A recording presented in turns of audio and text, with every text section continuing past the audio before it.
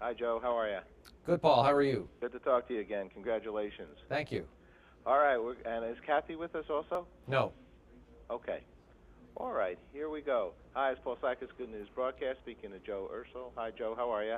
Good, Paul. Executive Director, Senior Vice President of Newseum. And we're going to, congratulations on the Newseum.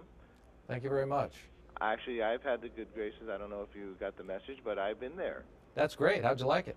I loved it. It was very, very powerful, and I think everybody in the world needs to see it because it gives people a perspective of media. I love that one wall you have the daily paper from every, maybe 60 or so, and what people think should go on the front page of a newspaper. Right, right. Yeah, we have every day on display. We have one paper from each state, at least one, and then another 30 or so from around the world.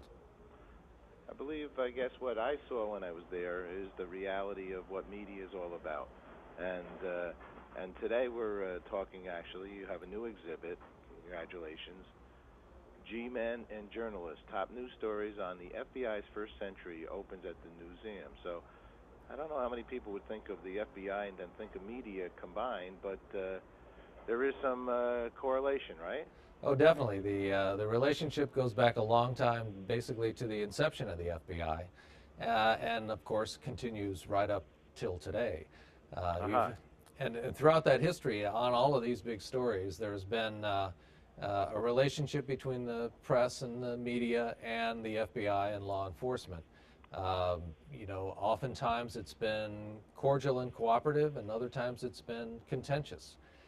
But law enforcement really needs to use media when they're trying to solve any number of these cases.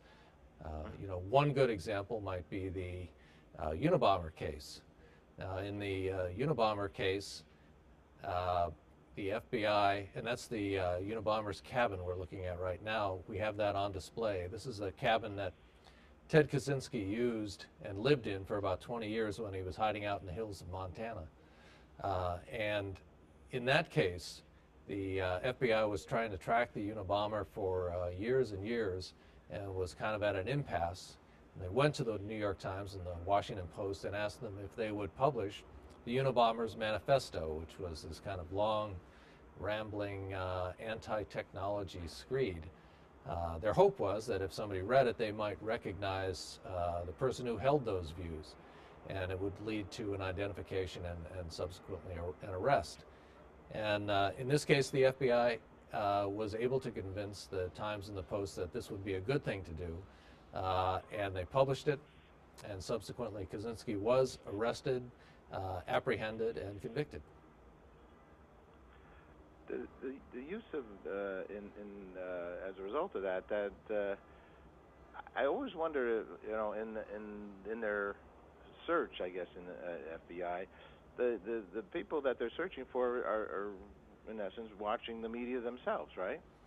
They are, and so you have situations in other cases where law enforcement will release a piece of the news or a little bit of the news, or they'll try to withhold what they can to try to trick the person they're after into thinking that either they don't know as much as they do, or that they may believe something that they know is wrong, and they'll try to catch them in that.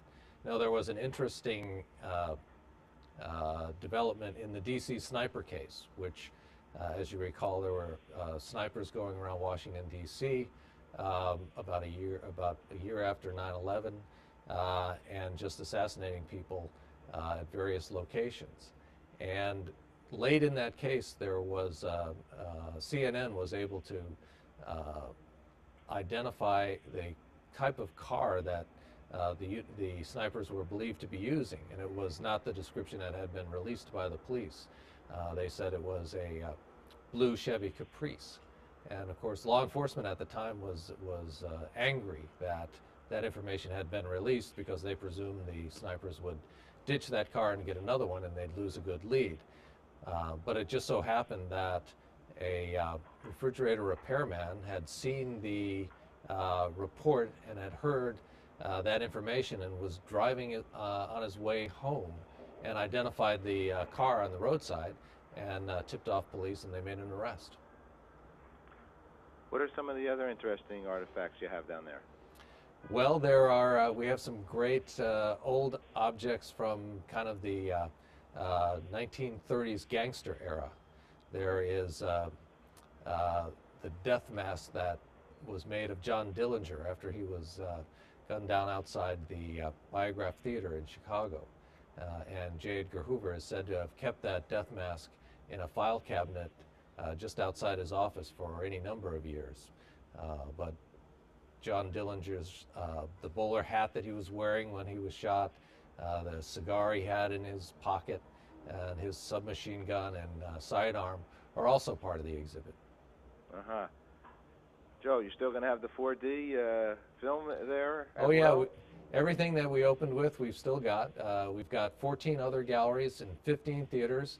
The 4D theater that you referred to has got that great story about eyewitness reporters going back in time. It's kind of a time travel adventure. And that has proved to be our most popular film. Well, it's great. You wake up, boom! It's like you think that you're right in the scene. Exactly. It's a great job. You also have some I guess some of the 9/11, right?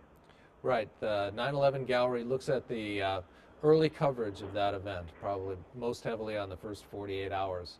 And at the center of that gallery is the top 35 feet of the broadcasting antenna that stood atop the World Trade Center before it collapsed and fell. It also has a very powerful film with it.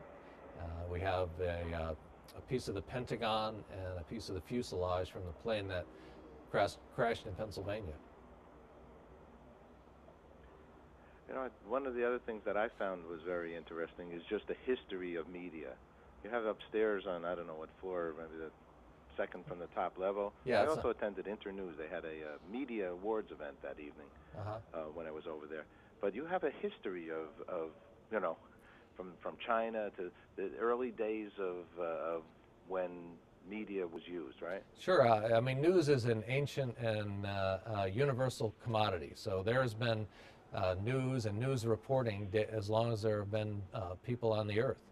And it's primarily about the same kinds of things. You know, it's about crime, it's about war, it's about triumphs and firsts. And the only thing that really changes with news is the technologies that are used to deliver it. And of course, as you mentioned, we've got a gallery that looks at the internet and the way the advent of the internet and blogging and all of those new forms of delivery have kind of changed the contemporary reporting. Well, one of our not-for-profit outreaches is the understanding of media, and I can recommend more highly for everybody to take their children and their family. You're never too old to realize that you don't understand what's going on with the media. I'll tell you that. And that it is media, and that there are journalists and there's people working very hard to give you a story. But there are many opinions of any kind of a story, and I think the Newseum, as far as I see it, is that home that can help somebody really realize what media is all about. Thank you, Paul. Yeah, great job. Congratulations. It was really a great time to go and see it. And however we can help to get the word out, you can count on us, Joe. Okay. Again, thanks. Bye-bye.